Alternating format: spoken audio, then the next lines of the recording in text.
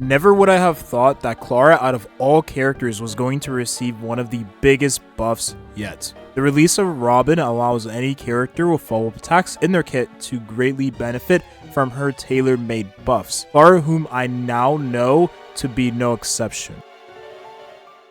This video is sponsored by Surfshark. In order to protect my data when I'm on the go, because believe it or not, I don't play all of my games in one area, I utilize Surfshark to keep my browsing and data safe no matter where or what I'm connected to. I actually plan on visiting Japan rather soon, so being able to connect to the many public internets overseas and stay protected will be headache-free with Surfshark. The process is very simple. Download the Surfshark app. Making an alternate ID is one of Surfshark's many features. There's even bonus features such as creating a new IP address for an added layer of protection against hackers.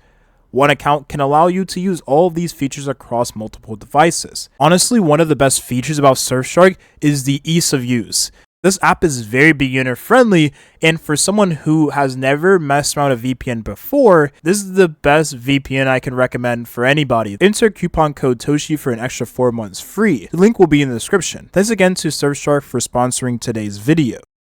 So there was a few things we must cover that wasn't previously mentioned in the last video. Argenti with the later release of Pure Fiction would mean that Clara was to see an overall buff because of the game mode. Considering Argenti is a character that always wants to have many enemies on the field, Clara was no different. More enemies meant more counterattack chances. These two are a lot more similar than previously thought. So whenever Pure Fiction had a rotation that was in favor of Argenti with physical weak enemies, Clara would see a usage increase following those same monthly rotations. While Clara, much like any character with backload damage or follow-up attacks, would see a buff following the release of Sparkle, she actually turned out to not be the biggest buff, at least compared to what was to come. Despite Clara working well alongside Topaz in a dual DPS setup with Sparkle's support, there was always room for more. After Sparkle's release would be the premier defensive option for the follow-up playstyle. Adventurine, while being Topaz and Dr. Ratio's best friend, Clara also became a part of that same friend group. She just flew under the radar. What makes this especially true is that Adventurine, unlike other shielders, has no way of artificially increasing his taunt value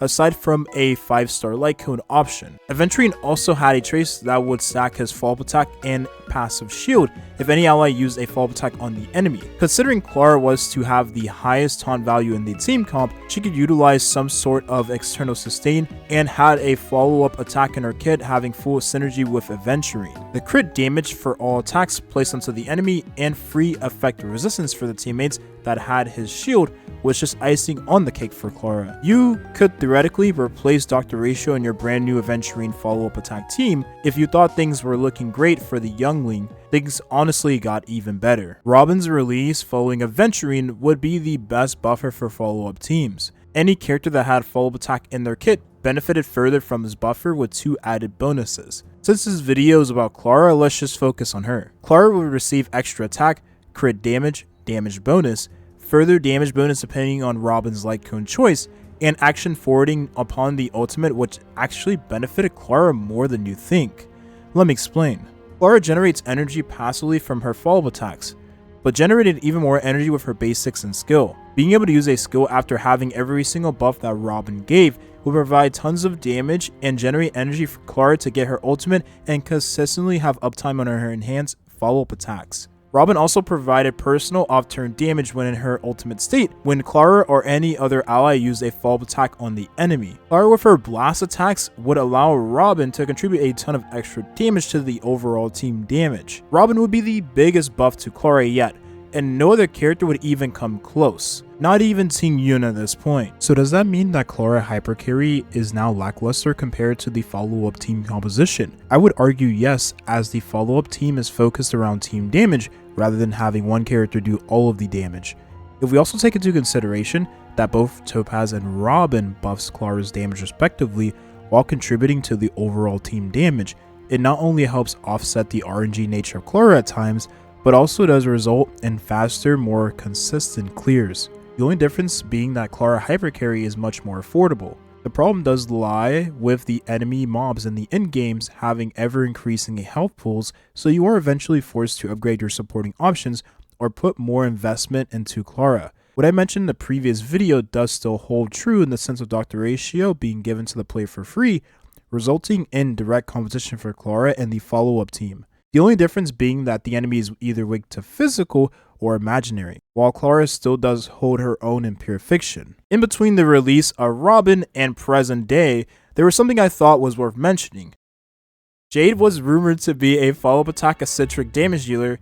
It was obvious that Firefly would release with her own dedicated Relic set, so the other set in said domain would benefit Jade as that would be her best in slot. This follow-up eccentric set was rumored to become Clara's best set, but we all know what happens when you give in to the dreams. It just never comes to fruition. During the beta phase, the Relic set would then be changed to characters that dealt damage with their ultimates and could benefit from follow-up attack boost.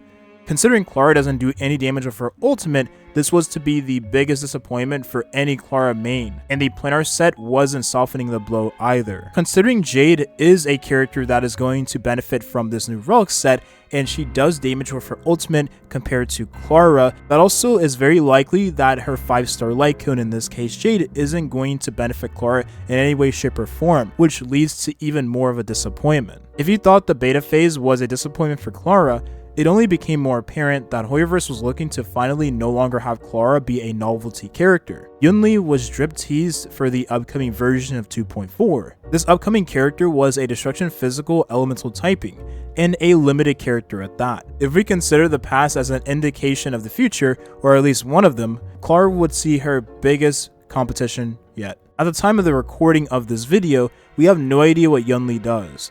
She could very much so have a kit like Jinglu, but just being physical typing instead.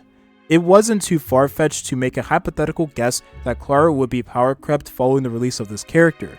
It's just the nature of turn-based games. I'm very surprised that Honkai Star Rail has as many playstyles as it currently does.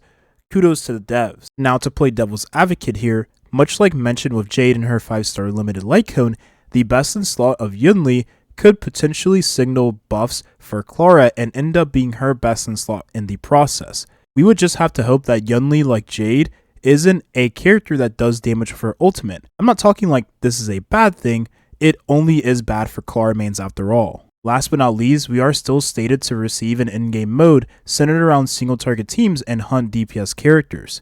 Considering the follow-up team composition is mostly single target, with Clara being the exception to the rule, she could overall see a nice usage spike if any of the bosses have physical weakness. It's just that the follow-up team doesn't have inherently any form of resistance penetration, much like Ruan made to the damage over time and the break effect teams. However, Dr. Ratio could be a much more proper candidate for the team composition, considering he does put out more single target damage by a decent margin that isn't RNG based, and even more if said bosses have imaginary weakness. So there you have it. I honestly wanted to make this video because Clara had many more changes in such a short period of time that a follow-up video felt necessary. No pun intended. With that being said, I don't expect Clara to see any more changes for a very long time, if ever. I feel as if I said this very same thing in the previous video, only to be corrected a week later. At the very least, she has finally a place she can call home, the IPC team. Of course, kicking Dr. Ratio to the curb. Thanks again to Surfshark for sponsoring today's video. Thank you for watching and have a nice rest of your day.